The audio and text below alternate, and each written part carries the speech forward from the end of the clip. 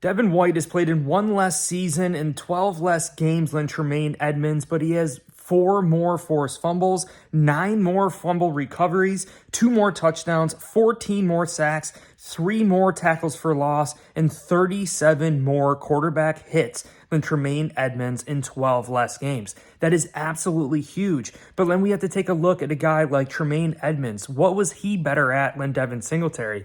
There's some things that we can keen in on here with both these players and which one would be better fit. Is there a potential whiteout coming to Buffalo with Devin White and also Trey White on the outside? Welcome here to my channel, guys. Bills News Consolidated. We're discussing Tremaine Edmonds, Devin White. What is the strategy here going forward with Brandon Beane? Yes, $11 million.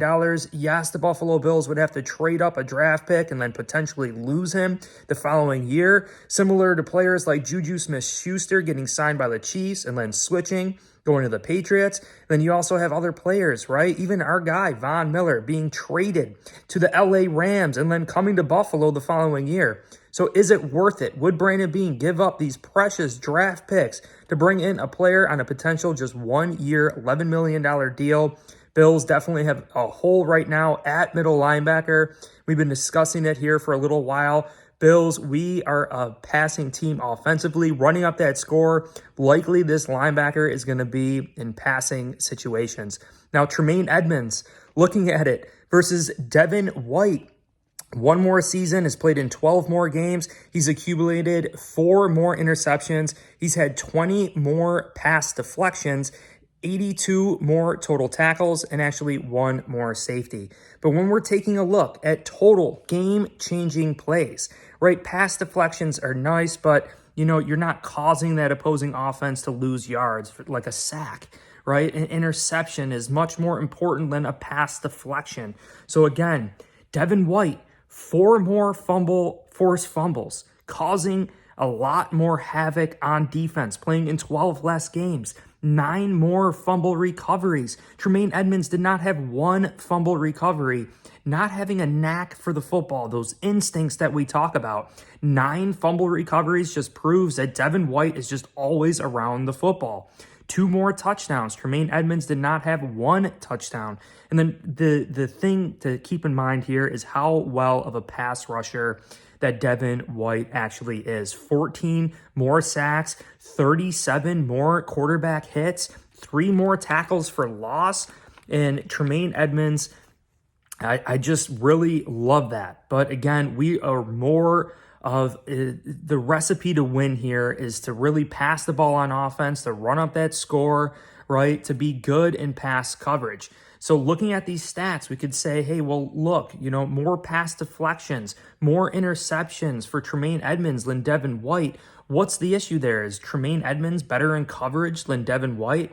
So we have to take a look at the Buccaneers' overall scheme. They're primarily a 3-4 scheme, which could be a reason why the Buffalo Bills might not want to pursue a Devin White because he hasn't necessarily been playing in a 4-3 scheme. Now, keep in mind that the Buccaneers coaches, Todd Bowles, and all of them had half of their careers in 3-4, and they also had half their careers in 4-3. So they're definitely familiar, and they were definitely putting their players in the best position to succeed.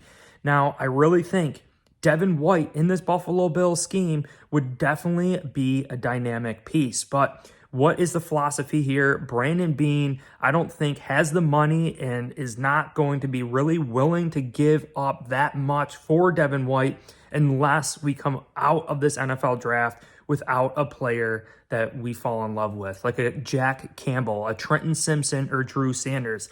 If, for whatever reason, these players get selected before the Buffalo Bills picks, I think this puts us in a good position to potentially trade for a guy like Devin White.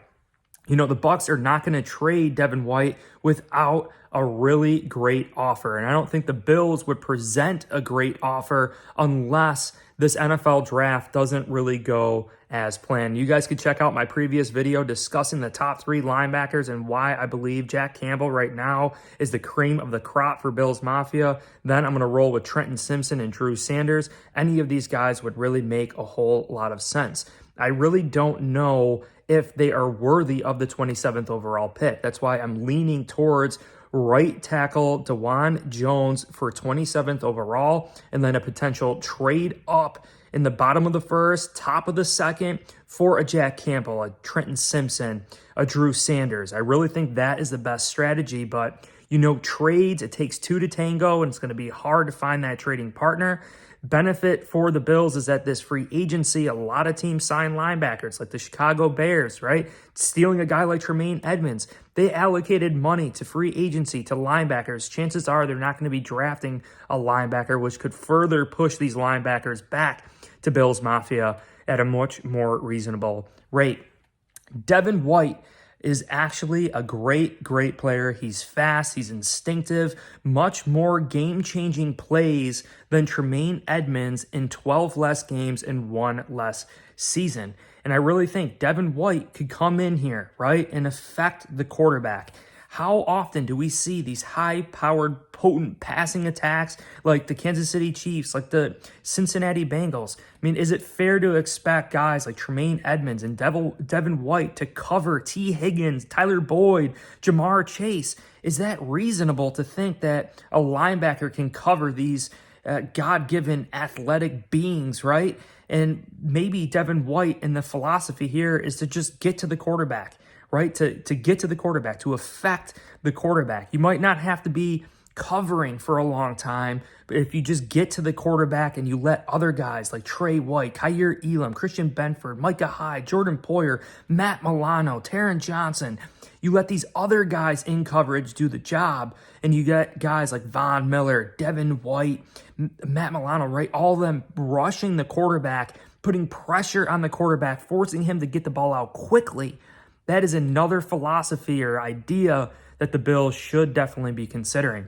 And I did mention this in my previous video regarding Luke Kuechly. In 2017, he allowed the lowest quarterback rating out of all linebackers across the NFL. Absolute dynamic beast in coverage. Wasn't the fastest linebacker in the league, but he was instinctive. He understood the game, understood coverages, understood what offenses were trying to do to him to manipulate him and manipulate defenses. Luke Kuechly, after that 2017 season, after he had one of the best seasons of any linebacker, Hall of Famer Luke Kuechly specifically stated that he wanted to get better in pass rushing skills. So knowing that Luke Kuechly still had things to work on all the way back in 2017, after he proved himself to be basically a Hall of Fame linebacker at that point, he even admitted that his pass rushing abilities needed some work. So how important is the pass rushing abilities? How important are all these quarterback hits and sacks that Devin Singletary had over Tremaine Edmonds? 37 more quarterback hits, 14 more sacks, 2 more touchdowns, 9 more fumble recoveries, 4 more forced fumbles than Tremaine Edmonds in 12 less games and 1 less season. So there could very well be a whiteout coming to Buffalo, but I anticipate a move being made after this year's NFL draft. If you guys like this video, please hit like, subscribe. Appreciate every single one of you. Go Bills. Peace.